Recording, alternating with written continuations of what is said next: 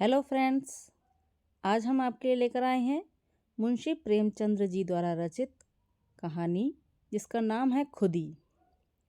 तो चलिए स्टार्ट करते हैं मुंशी प्रेमचंद्र जी द्वारा रचित कहानी खुदी। मुन्नी जिस वक्त दिलदार नगर में आई उसकी उम्र 5 साल से ज़्यादा ना थी। वह बिल्कुल अकेली थी। माँ बाप दोनों नामालूम मर गए या कहीं परदेश चले गए थे। मुन्नी सिर्फ इतना जानती थी कि कभी एक देवी उसे खिलाया करती थी और एक देवता उसे कंधे पे लेकर खेतों की सैर कराया करता था। पर वह इन सब बातों का जिक्र कुछ इस तरह करती थी कि जैसे उसने सपना देखा हो। सपना था या सच्ची घटना, इसका उसे ज्ञान नहीं था। जब कोई पूछता तेरे माँ बाप कहाँ गए, तो वह बेचारी कोई जवाब देने की बजाय रोने लगती और यूं ही उन सवालों को टालने के लिए एक तरफ हाथ उठाकर कहती ऊपर। कभी आसमान की तरफ देखकर कहती वहाँ, और ऊपर और वहाँ से उसका क्या मतलब था यह किसी को मालूम ना होता। शायद मुन्नी को यह खुद भी मालूम ना था। बस एक दिन लोगों ने उसे एक पेड़ के नीचे खेलते देखा और इससे ज़्यादा उसकी बवात किसी को कुछ नहीं पता थी।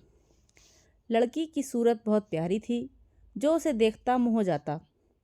उसे खाने पीने की कुछ फिक्र ना रहती। जो कोई बुलाकर कुछ दे देता वही खा लेती थी और फिर खेलने लगती। शक्ल सूरत से वह किसी अच्छे घर की लड़की मालूम होती थी। गरीब से गरीब घर में भी उसके खाने के 2 कौर और सोने को एक टाट के टुकड़े की कमी ना थी। वह सबकी थी, उसका कोई ना था। इस तरह कुछ दिन बीत गए। मुन्नी अब कुछ काम करने के काबिल हो गई। कोई कहता जरा जाकर तालाब से ये कपड़े तो धोला। मुन्नी बिना कुछ कहे सुने कपड़े लेकर चली जाती। लेकिन रास्ते में कोई बुलाकर कहता बेटी कुएं से 2 घड़े पानी तो खींच ला, तो वह कपड़े वहीं रखकर घड़े लेकर कुएं की तरफ चल देती। जरा खेत से जाकर थोड़ा साग तो ले आ, और मुन्नी घड़े वहीं रखकर साग लेने चली जाती। पानी के इंतजार में बैठी हुई औरत उसकी राह देखते देखते थक जाती। कुएं पर जाकर देखती है तो घड़े रखे हुए हैं। वह मुन्नी को गालियां देती हुई कहती आज से इस कलमुही को कुछ खाने को ना दूंगी। कपड़े के इंतजार में बैठी हुई औरत उसकी राह देखते देखते थक जाती और गुस्से में तालाब की तरफ जाती तो कपड़े वहीं पड़े हुए मिलते। तब वह भी उसे गालियां देकर कहती आज से इसको कुछ खाने को ना दूंगी। इस तरह मुन्नी को कभी कभी कुछ खाने को ना मिलता और तब उसे बचपन याद आता, जब वह कुछ काम ना करती थी और लोग उसे बुलाकर खाना खिला देते थे। वह सोचती किसका काम करूं, किसका ना करूं। जिसे जवाब दूं वही नाराज़ हो जाएगा। मेरा अपना कौन है, मैं तो सबकी हूँ। उसे गरीब को यह ना मालूम था कि जो सबका होता है वह किसी का नहीं होता। वह दिन कितने अच्छे थे जब उसे खाने पीने की ओर किसी की खुशी या नाखुशी की परवाह ना थी। दुर्भाग्य में भी बचपन का वह समय चैन का था। कुछ दिन और बीते, मुन्नी जवान हो गई। अब तक वह औरतों की थी, अब मर्दों की हो गई। वह सारे गांव की प्रेमिका थी, पर कोई उसका प्रेमी ना था। सब उससे कहते मैं तुम पर मरता हूँ, तुम्हारे वियोग में तारे गिनता हूँ, तुम मेरे दिलो जान की मुराद हो। पर उसका सच्चा प्रेमी कौन है, इसकी उसे खबर ना होती। कोई उससे यह ना कहता था कि तू मेरे दुख दर्द की शरीक हो जा। सब उससे अपने दिल का घर आबाद करना चाहते थे। सबकी निगाह उस पर एक मध्यम सी मुस्कुराहट पर कुर्बान होना चाहते थे, पर कोई उसकी बाँह पकड़ने वाला, उसकी लाज रखने वाला ना था। वह सबकी थी। उसकी मोहब्बत के दरवाजे सब पर खुले हुए थे, पर कोई उस पर अपना ताला ना डालता था। जिसे मालूम होता कि यह उसका घर है और किसी का नहीं। वह भोली भाली लड़की जो एक दिन ना जाने कहाँ से भटक कर आ गई थी, अब गांव की रानी थी।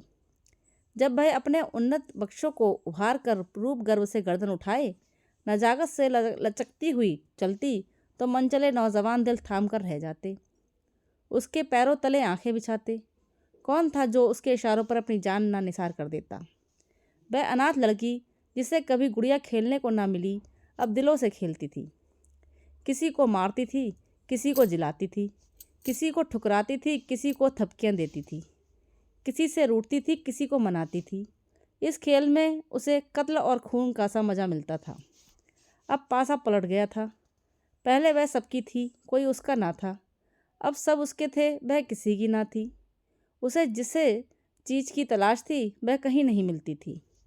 किसी में वह हिम्मत ना थी जो उससे कहता, आज से तू मेरी है। उस पर दिल नछावर करने वाले बहुतेरे थे, सच्चा साथी एक भी ना था। असल में उन सरफिरों को वह बहुत नीची निगाह से देखती थी। कोई उसकी मोहब्बत के काबिल नहीं था। ऐसे पस्त हिम्मतों को वह खिलौनों से ज़्यादा महत्व नहीं देना चाहती थी, जिनका मारना और जलाना एक मनोरंजन से अधिक कुछ नहीं। जिस वक्त कोई नौजवान मिठाइयों के थाल और फूलों के हार लिए उसके सामने खड़ा हो जाता तो उसका जी चाहता मुंह नोच लूँ। उसे वह चीज़ें कालकूट हलाहल जैसी लगती। उनकी जगह वह रूखी रोटियां चाहती थी, सच्चे प्रेम में डूबी हुई। गहनों और अशर्फियों के ढेर से उसे बिच्छू के डंक जैसे लगते। उनके बदले वह सच्ची दिल के भीतर से निकली हुई बातें चाहती थी, जिनमें प्रेम की गंध और सच्चाई की गीत हो। उसे रहने को महल मिलते थे, पहनने को रेशम, खाने को एक से एक व्यंजन, पर उसे इन चीज़ों की आकांक्षा न थी। उसे आकांक्षा थी फूस के झोपड़े, मोटे छोटे सूखे खाने। उसे प्राणघातक सिद्धियों से प्राण पोषक निषेध कहीं ज़्यादा प्रिय थे। खुली हवा के मुकाबले में बंद पिंजरा कहीं ज़्यादा चाहता। एक दिन एक परदेसी गांव में आ निकला। बहुत ही कमज़ोर दीनहीन आदमी था। एक पेड़ के नीचे सत्तू खाकर लेटा। एकाएक मुन्नी उधर से जा निकली। मुसाफिर को देखकर बोली, कहाँ जाओगे? मुसाफिर ने बेरुखी सा जवाब दिया, जहन्नुम। मुन्नी ने मुस्कुरा कर कहा, क्यों, क्या दुनिया में जगह नहीं? औरों के लिए होगी, मेरे लिए नहीं। मुन्नी बोली, दिल पर कोई चोट लगी है? मुसाफिर ने जहरीली हंसी हंसकर कहा, बदनसीबों की तकदीर में और क्या है, रोना धोना और डूब मरना, यही उनकी ज़िंदगी का खुलासा है। पहली 2 मंजिल तो तय कर चुका, अब तीसरी मंजिल और बाकी है। कोई दिन वह भी पूरी हो जाएगी, ईश्वर ने चाहा तो बहुत जल्द। यह एक चोट खाए हुए दिल के शब्द थे। जरूर उसके पहलू में दिल है, वरना यह दर्द कहाँ से आता। मुन्नी बहुत दिनों से दिल की तलाश कर रही थी। बोली, कहीं और वफा की तलाश क्यों नहीं करते? मुसाफिर ने निराशा के भाव से उत्तर दिया, तेरी तकदीर में नहीं, वरना मेरा क्या बना बनाया घोंसला उजड़ जाता। दौलत मेरे पास नहीं, रूप रंग मेरे पास नहीं, फिर वफा की देवी मुझ पर क्यों मेहरबान होने लगी? पहले समझता था वफा दिल के बदले मिलती है, अब मालूम हुआ और चीज़ों की तरह वह भी सोने चांदी से खरीदी जा सकती है।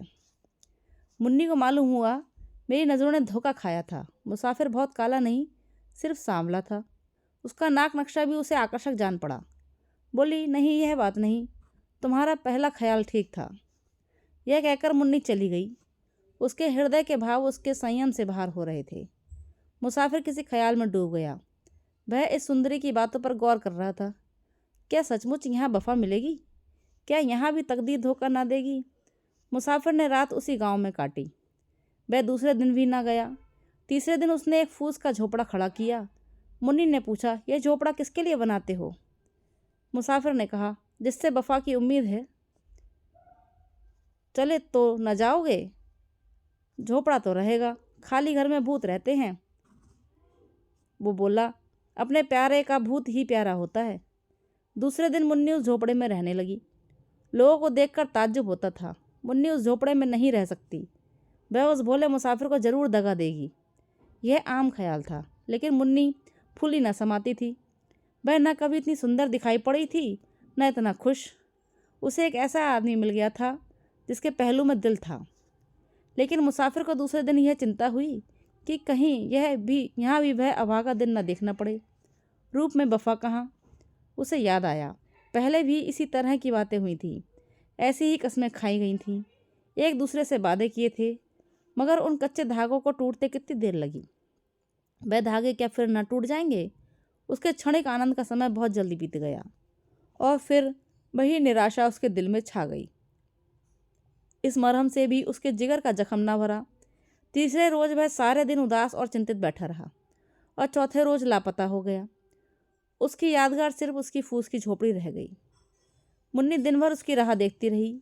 उसे उम्मीद थी कि वह जरूर आएगा, लेकिन महीनों गुजर गए और मुसाफिर ना लौटा। कोई खत भी ना आया, लेकिन मुन्नी को उम्मीद थी वह ज़रूर आएगा। साल बीत गया, पेड़ों में नई नई कौपलें निकलीं, फूल खिले, फल लगे, काली घटाएं आईं, बिजली चमकी, यहाँ तक कि जाड़ा भी बीत गया और मुसाफिर ना लौटा। मगर मुन्नी को अब भी उसके आने की उम्मीद थी।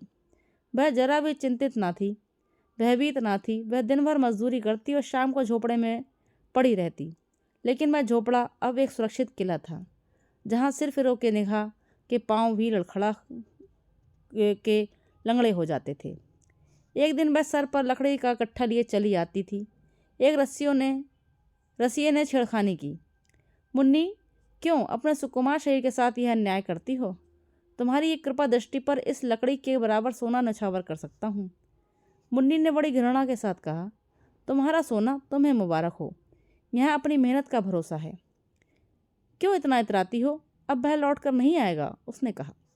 मुन्नी ने अपने झोपड़े की तरफ इशारा करके कहा, वह गया कहाँ जो लौट कर आएगा? मेरा होकर फिर वह कहाँ जा सकता है? वह तो मेरे दिल में बैठा हुआ है।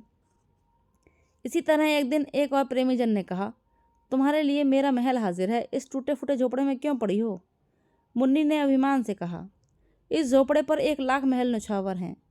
यहाँ मैंने वह चीज़ पाई है जो कहीं और नहीं मिली थी और ना मिल सकती है। यह झोपड़ा नहीं, मेरे प्यारे का दिल है।